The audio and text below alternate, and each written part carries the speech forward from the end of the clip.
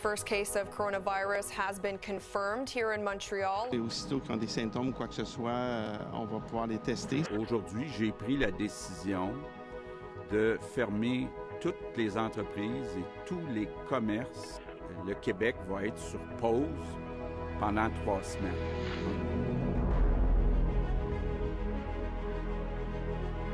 Tout ça pour limiter la propagation de la COVID-19. Vous voyez, ces gens de la santé publique. Chaque individu joue un rôle essentiel et je reconnais que c'est un défi sans précédent. Il y a énormément de travaux. Je n'ai jamais vu bouger aussi rapidement. On est en train de mettre tout le secteur ici en pression négative. On prépare des paniers pour les familles.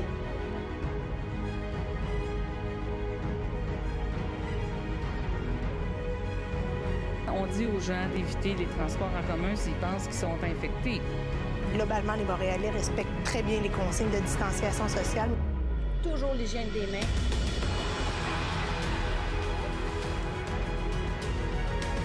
Donne tout ça aux jeunes. Ouais, 2500 quelque chose. C'est un facteur de résilience. Je vous réitère que je suis fière de chacun d'entre vous.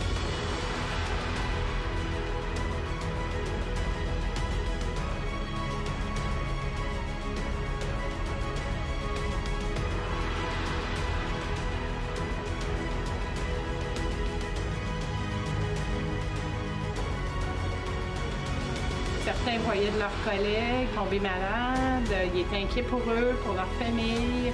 Et vous venez pareil. Merci beaucoup. Et restez avec nous. Non, je sais pas.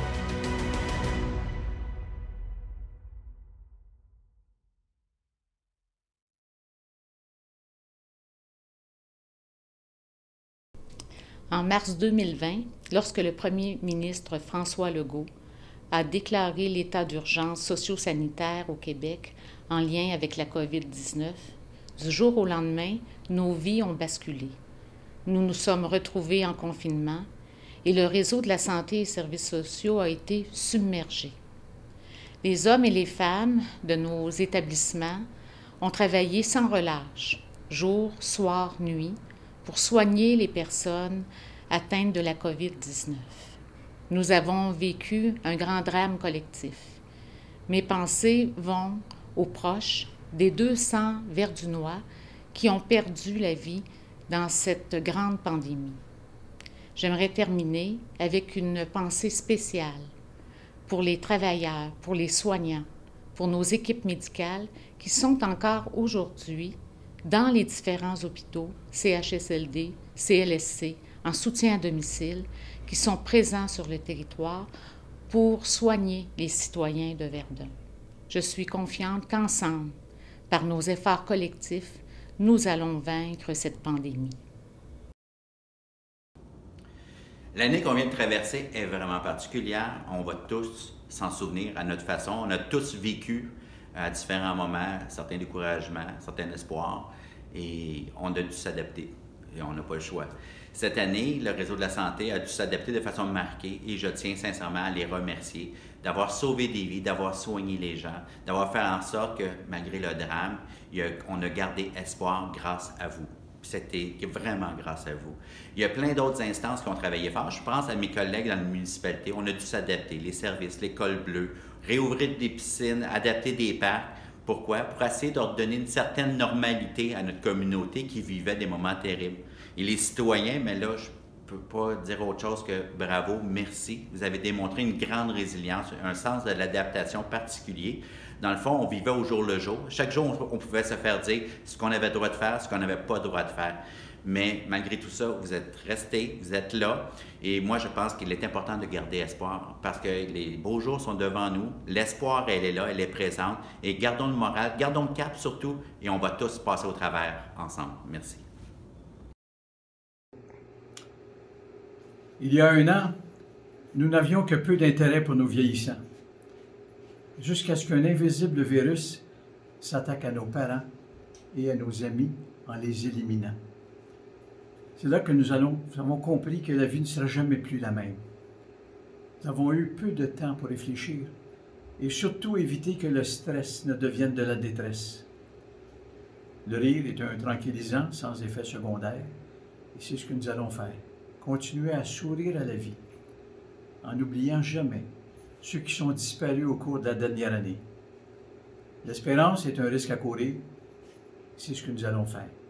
Continuer de croire en la vie, rentrer chez soi et aimer nos familles. Le 11 mars 2021 va marquer la journée de la commémoration de ceux et de celles qui nous ont quittés à la suite de la COVID-19.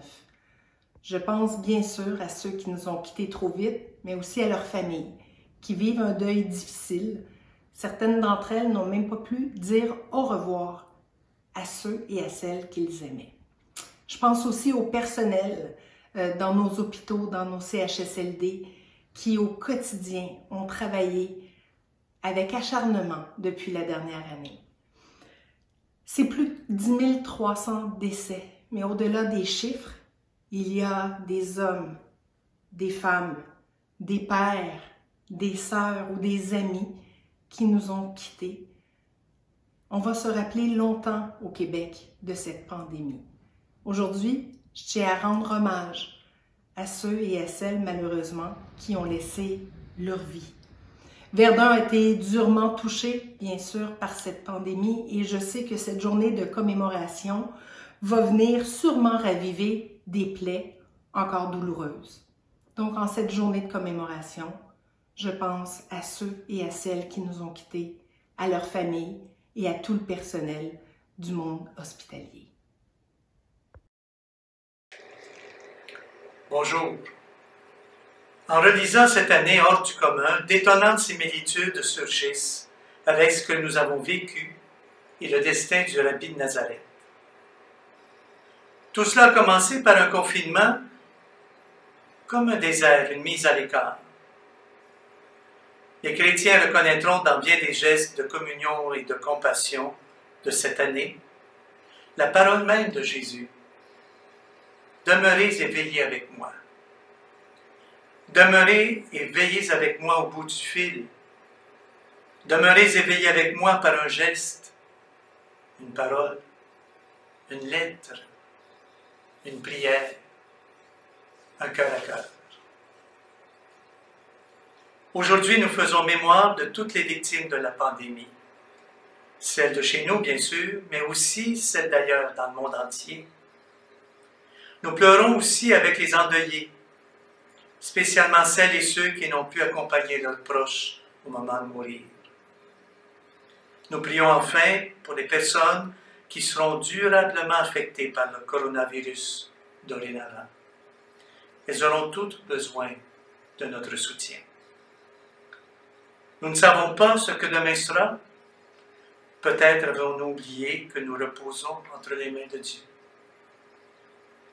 Être vulnérable n'est pas une faiblesse, mais c'est peut-être l'opportunité d'être de bonnes personnes, de devenir humain. I offer these thoughts in memory of the Verdun victims of this pandemic, those who have died, and those who have suffered in so many ways, isolated seniors, anxious parents, the mentally ill, those who have lost their jobs, the unemployed, the hungry, and the homeless on the icy cold streets of our city. I'll never forget a personal encounter with frontline workers when visiting a parishioner for last rites at the Montreal General on the COVID ward. The stirring dedication of the nurses and staff in that risky environment, even those with children at home, was palpable. Amidst the eerie quiet of the evening shift, the lurking fears were defeated by their generous and heroic commitment to self-giving service. I think these frontline workers, to quote Pope Francis, offer a vaccine against selfishness and egocentrism. By their sacrifice, we're challenged to bear witness more and more to the love of neighbor. I hope if the pandemic brings any positive change, It is that we would, as a society, be far more conscious of the vulnerable and concretely manifest more compassion for them, for our weakest members, the poor and the low-waged, even among essential workers, and all in any kind of need. God bless. Bonjour. Nous devrons bientôt souligner une année à vivre avec la COVID-19. Une année qui nous a appris des leçons difficiles. Avant tout, j'offre mes condoléances les plus sincères à tous ceux qui ont perdu un proche lors de cette période difficile. Mais lorsque je reviens en arrière, c'est aux membres de notre communauté que je pense. Les travailleurs essentiels, les entrepreneurs, les professeurs et surtout les travailleurs de la santé qui ont fait bien plus que leur devoir pour nous protéger. Cette année, malgré la pandémie, j'ai pu constater le meilleur de notre communauté.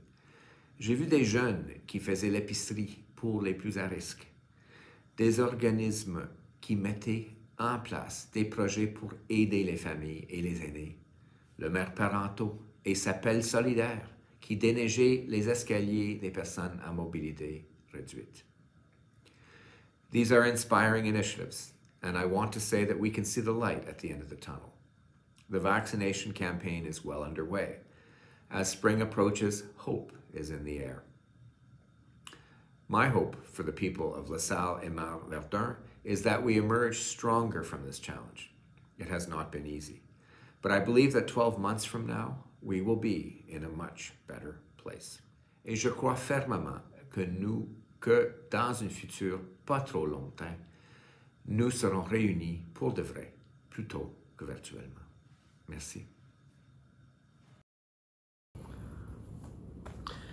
Mes chers amis, tout d'abord, je voudrais rendre hommage aux victimes de la COVID-19 qui a déjà tué plus de 2,3 millions de personnes dans le monde entier, toutes nations, toutes religions et toutes races confondues.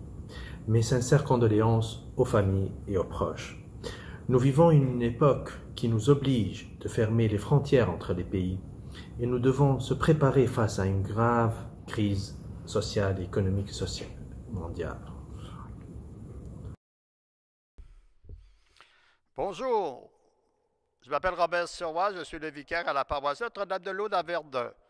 Alors, j'ai deux petites histoires positives à vous raconter sur le COVID-19 qui a apporté de la vie à des gens. Une première personne était à l'hôpital, plus de famille, personne venait la visiter, elle ne voulait pas se laisser guérir. Elle a dit, ça donne quoi que je sois guéri? Il n'y a personne qui va s'en rendre compte. Alors, j'ai rencontré une personne, puis j'ai dit, va voir cette personne-là, que tu parles avec elle. On a commencé à créer des liens, puis le monsieur a sorti de l'hôpital, puis depuis ce temps-là, il a trouvé un sens à sa vie. À toute espèce, il y a quelqu'un qui va l'appeler, qui va parler avec lui. Alors, je suis important pour quelqu'un. Vous voyez, la COVID, c'est positif aussi. Une autre histoire. Une dame qui vit à Québec maintenant, elle travaille dans un centre de personnes âgées depuis que M. Legault a demandé de s'engager. Elle a tellement aimé ça et est tombée en amour avec les personnes âgées. Elle a suivi la formation. Elle est retournée dans la même maison. Puis maintenant, c'est elle qui donne la piqûre aux gens. Mais pas n'importe quelle. La piqûre de l'amour. Les gens sont tombés en amour avec elle, puis elle est tombée en amour avec les gens. C'est l'amour qui guérit. Vous voyez, le COVID a des bons côtés. Pas juste le négatif, mais le positif. Elle a tombé en amour vous aussi. Merci. Dear friends and fellow citizens, it's been a year since our world has been turned upside down, inside out. Whether health, business, social, family, norms that we've taken for granted have suddenly dissipated with the coming of this COVID-19 pandemic.